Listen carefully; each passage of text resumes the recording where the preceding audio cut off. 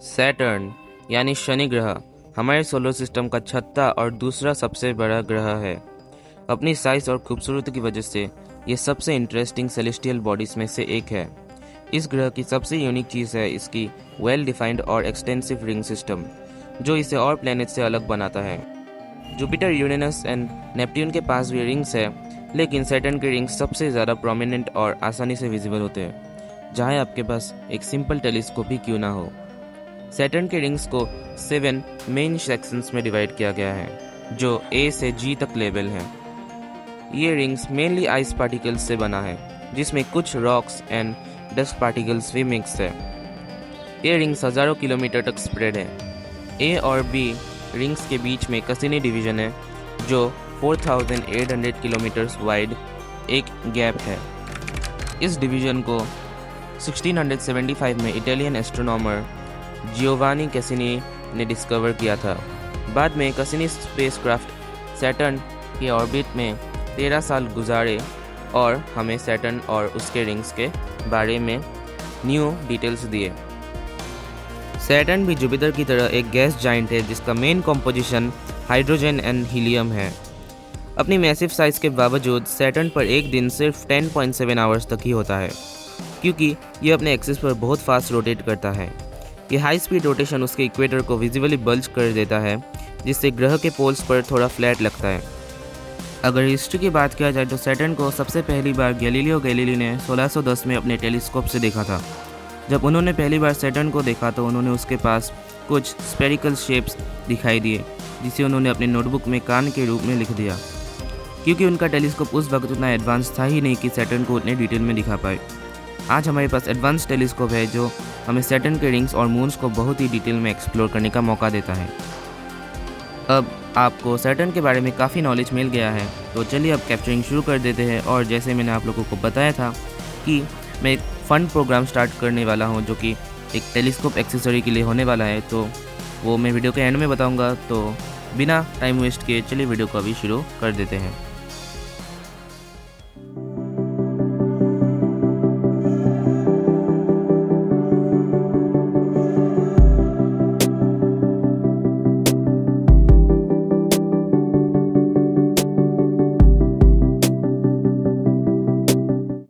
तो गाइस, यहाँ पर फाइनली शाम हो चुका है। मैंने अपना कर लिया टेलीस्कोप सेटअप। आप लोग बताना कि आप लोगों को टाइम लैप्स कैसा लगा। मैंने बस ऐसे वीडियो में न्यू ट्राई करने का कोशिश किया, तो आप लोग बताना आप लोगों को कैसा लगा।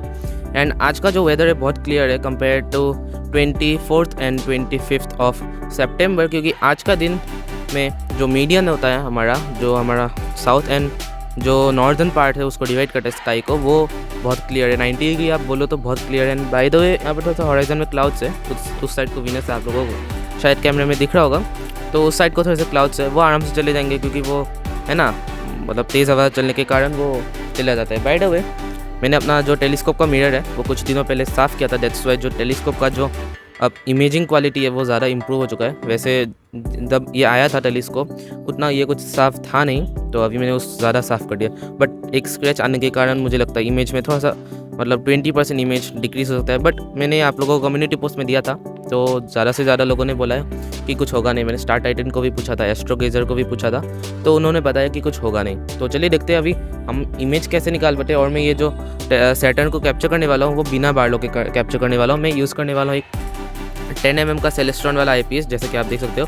ये सेलेस्ट्रॉन वाले देते हैं अपने प्रोडक्ट के साथ, जो एस्ट्रोमास्टर 130 EQ है। बट मुझे लगता है कि उन लोगों को एक बारलो भी देना चाहिए था, 2 या फिर 3x वाला बारलो, क्योंकि जो बाकी टेलीस्कोप्स होते हैं उनमें एक बारलो ऑब्वियसली मिलता है, क्योंकि टेलीस्कोप खरीद रहे हो इतना प्राइस देके। लाइक मैंने ये तो 29 के आसपास ही खरीदा, मतलब 28,000 के आसपास खरीदा है। तो उसके हिसाब से देखा जाए तो उन लोगों को एक बारलो देना चाहिए था, क्योंकि जो सपोजर्ड वाला टेलीस्कोप था उनके पास आई थिंक एक बारलो मिला था 2x या फिर 3x, वो थर्ड क्वालिटी बारलो था। उन्होंने फिर GSO वाला दूसरा बारलो खरीद लिया, बट वो अलग चीज़ है। तो मैं सोचता हूँ कि मैं बारलो खरीदूँगा। एंड मैं फ़न प्रोग्राम के बारे में आप लोगों को लास्ट में बताऊँगा, तो वीडियो तक बने रहे। एंड चलिए अभी कैप्चरिंग करना शुरू कर देते हैं। यहाँ पर धीरे धीरे रात हो रहा है एंड मैं रात को अपना टेलीस्कोप जो है ना सैटर्न में पॉइंट करूँगा, देन उसको कैप्चर करना शुरू कर दूँगा। एंड मैं आज प्रोसेस करने वाला हूँ सैटर्न को अपने सिस्टर के लैपटॉप में, तो मैं आपको दिखा भी दूंगा कि लाइक कैसे करते हैं प्रोसेसिंग। तो चलिए अभी देखते हैं कि हम कैसे करते हैं कैप्चरिंग, उसके बाद देखेंगे हम कैसे करते हैं प्रोसेसिंग, देन आप लोगों को मैं फाइनल रिजल्ट्स दिखा दूँगा।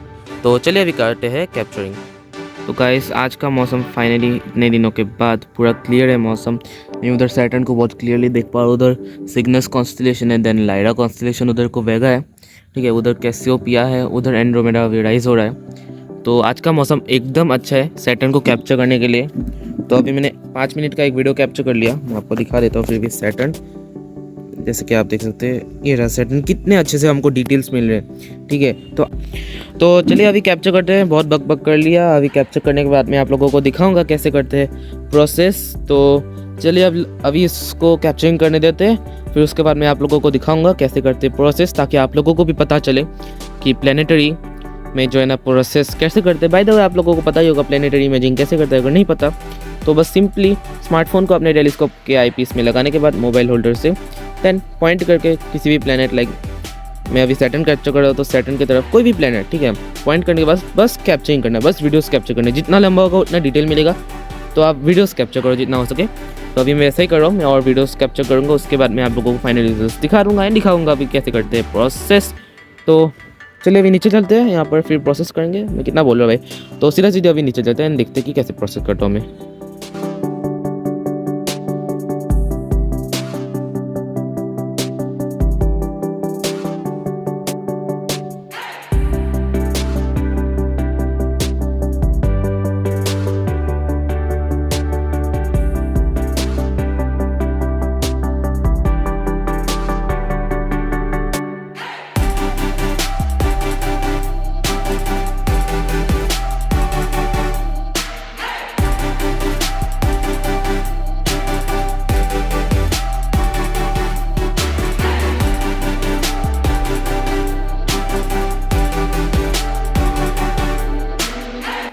तो दोस्तों चलिए अभी बात कर लेते हैं अपने फ़न प्रोग्राम के बारे में।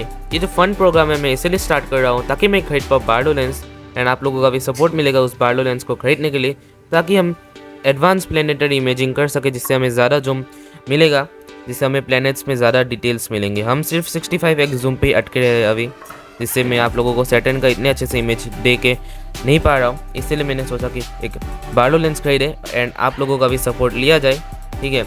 तो अगर आप लोगों को पैसे डोनेट करना है या फिर देना है तो आप इस UPI ID के नंबर पे दे सकते हैं, ताकि हमारा जो है ना बार्लो लेंस खरीदने में ज़्यादा हेल्प हो पाए। तो यही बताना था, एंड आज के वीडियो में बस इतना ही था। एंड आप लोगों को इमेजेस कैसा लगा बताना कमेंट में, एंड थैंक्स फॉर वॉचिंग। मैं फिर आप लोगों को एक नए वीडियो में मिलूँगा।